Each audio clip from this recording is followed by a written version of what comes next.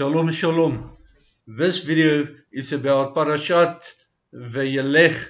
It's the third last portion in the Torah. What follows after this is the Song of Moses. I'm not going to talk about that, but leave it for you to read. So Parashat Vayelech is from Deuteronomy chapter 31, basically this chapter. It goes hand in hand with a prophet's portion from Isaiah 55 and 56 and a gospel portion from the gospel according to Matthew chapter 21. This is the 52nd out of 54 Torah portions. And a brief overview is this is the shortest Torah portion of all, and therefore it's very often combined with the following Torah portion, which is called Nitzavim.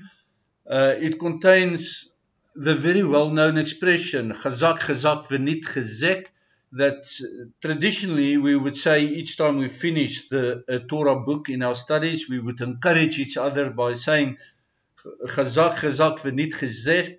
It means to be strong and stronger and even stronger, and to be courageous and bold. And this, in fact, is the theme of this Torah portion. We read Chazak, Chazak, V'nit Chazek no less than 3 times in this one chapter of Deuteronomy 31, in verse 6, and again in verse 7, and again in verse 23. So I'm not going to talk now about the Song of Moses, but I want to encourage you to read it for yourself. It's a beautiful song. It's rich in prophecy. It is very meaningful because this is one of the songs the Bible tells us that we will sing in the New Jerusalem to honor our King of Kings, the Song of Moses. There it's also with an edition called the Song of Moses and the Lamb. Good day, my name is Barney de Klerk. I'm not a Bible teacher, I'm a student of God's Word, and I love to share with you what I'm learning from this week's portion. Actually, this week's portion is not this week's portion, because this week we're already making a new start in the Torah readings from Bereshit.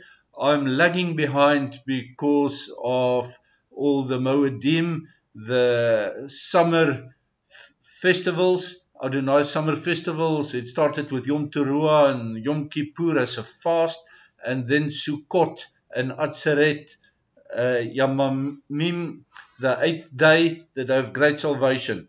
And so now I'm doing this as a little attempt to catch up. But next week we'll start the cycle again. In this Deuteronomy 31, Moses reached the ripe old age of 120, and he said that he lost his vigor. Excuse me. Adonai said that Moses will not cross over. Remember, to cross over is where the name Hebrew is coming from crossing over. Moses will not cross over the Jordan River, Adonai said to him. But Adonai will cross over the river before the nation of Israel, and so will their newly appointed leader, Joshua. Moses had his own crossing over to do, though, not through the river, but he was crossing over from the temporal to the eternal, as he had to ascend the mountain to die. As Joshua and Israel had to cross over into the promised land, Moses had to cross over into his promised rest. Moses made it clear that Adonai will cross over and destroy their enemies before Israel. He said Adonai will cross over, then Joshua will follow Adonai, and Israel must follow Joshua. In crossing over into the land, Joshua and the nation had to be chazak. They had to be strong, bold, and courageous, as Adonai will hand the enemies over to them, and all they had to do was to receive the victory. The Torah, Moses said, had to be kept with the Ark of the Covenant, and it had to be read to the nation every 7 years during the sabbatical year, during Sukkot, the Festival of Booths or Tabernacles that we have just celebrated a week ago, less than a week ago, we finished with that. Adonai then commissioned Joshua. Both him and Moses met Adonai shrouded in a pillar of smoke inside the tabernacle. He, Adonai, instructed Moses to compose the Song of Moses, which will not be the subject of my next video or the next week's video, as I'm going to jump back to Bereshit. But please read it for yourself. It is a testimony that will be for or against the nation of Israel, against them when they stray from serving Adonai, and the evils of the Holocaust as well as the tribulation period is foretold there in Deuteronomy 31 verse 29. If you're not familiar with the meaning of this word Holocaust, of course it refers to the horrible persecution of Jews by the Nazis. But Holocaust literally means a burning sacrifice, a korban. And it is a thought to contemplate. I dare not even explore that in a video like this, how the Jewish nation were korban, a burnt offering to Adonai.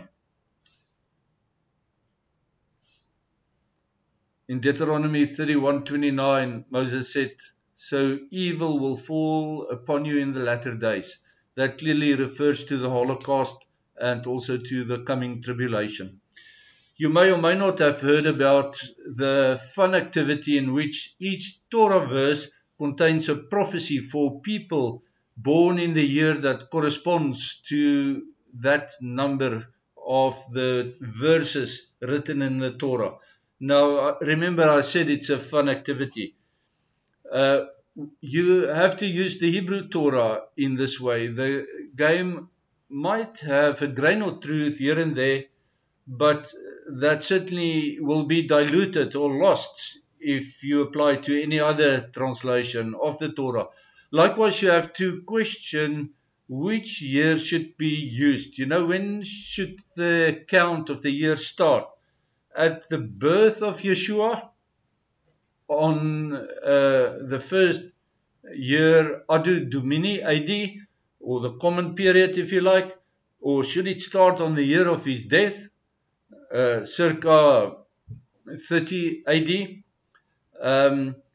Certainly it should not be according to the heathen solar Gregorian calendar, because we use this calendar to count years by now in our day. Should it follow the Hillel 3 Hebrew calendar that starts counting from the date on which Adam fell into sin, or should it use Anu Mundi, the counting from the first day of creation? So without exploring all those possibilities, let me just say this is a game, it's a fun activity.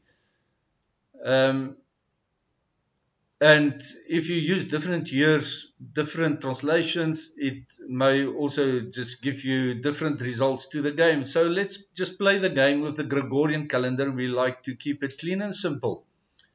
And it's a fun activity. I can't say that enough. It's not prophecy, it's fun. The game has interesting results though. The verse that corresponds to 1948, when the modern state of Israel was born in a day, is Deuteronomy 30 verse 3. That verse reads, "Then Adonai Eloheinu will bring you back from captivity and have compassion on you, and he will return and gather you from all the peoples where Adonai Eloheinu has scattered you."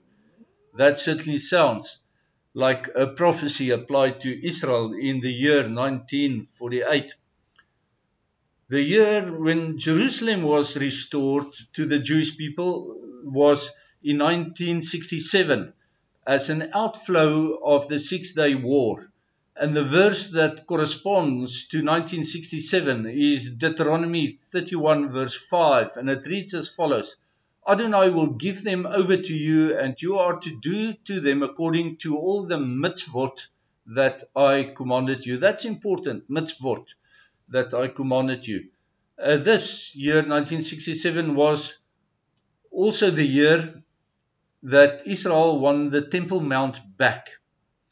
But General Moshe Dayan decided to return the Temple Mount to the Jordanites, to the Waqf, because in his opinion, the world didn't need a second Vatican. It was a peace offering, but true to history, no land for peace deal has ever worked in history. It hasn't worked with the Temple Mount as well, Moshe Dayan. Moshe Dayan was completely secular, and he certainly did not act in the manner that the original Moses instructed Israel according to the mitzvot that I command you. Moshe Dayan failed to be chazak in this Temple Mount, because although Adonai used him mightily, he was never with Adonai. In the light of what happened ever since, Moshe Dayan should not be counted as a hero of Israel, but rather as an enemy of Adonai's chosen people. I know, strong words.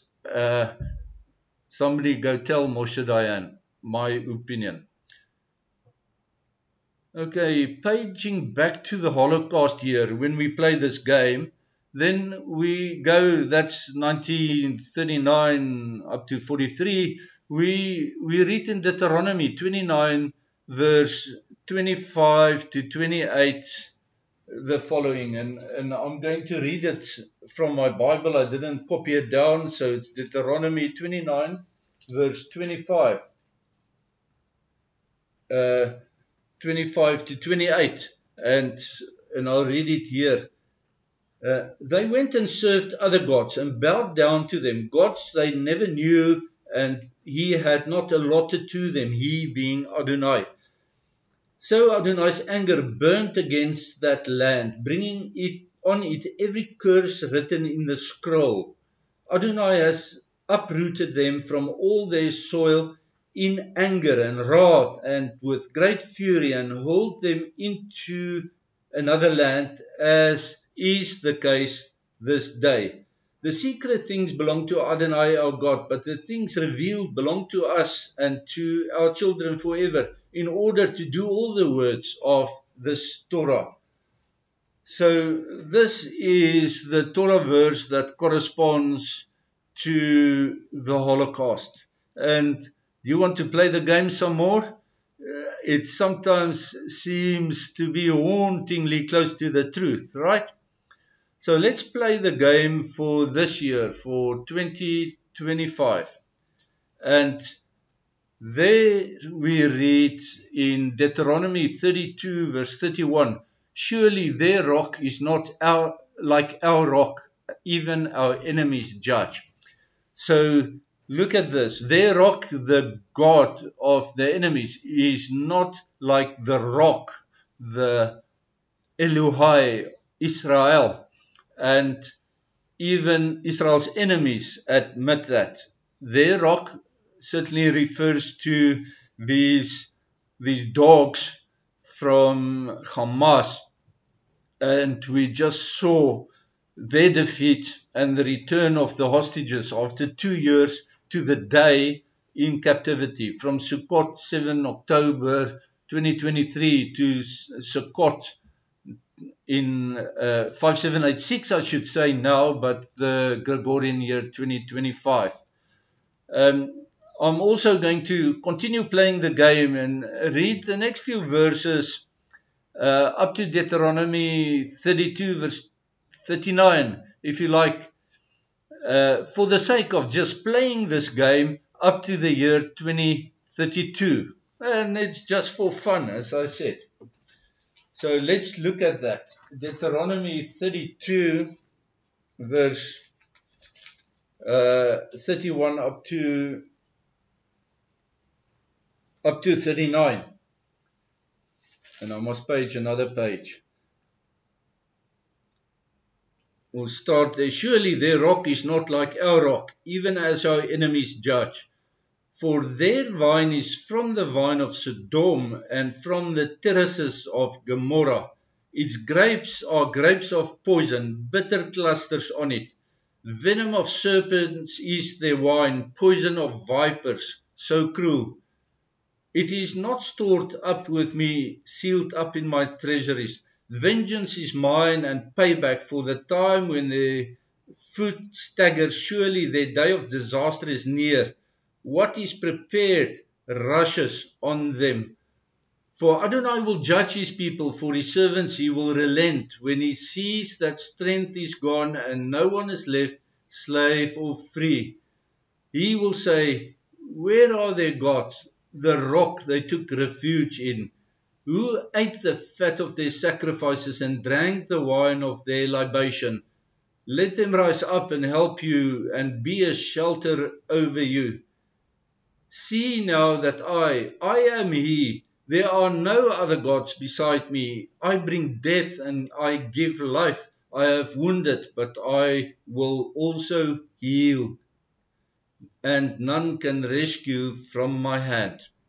So that, if you like, is the weather forecast up to the year of 2032. But like I say, it's just a game. Don't take it too seriously. You're welcome to let me know what you think of the game in the comments. And with that, I'm going to end this video. I pray that Adonai Eloheinu will bless you and keep you, that he will shine his face upon you and be gracious to you, that he lift his countenance upon you, and that he will give you shalom throughout the new cycle of Torah reading that is starting in this week. Shalom, shalom.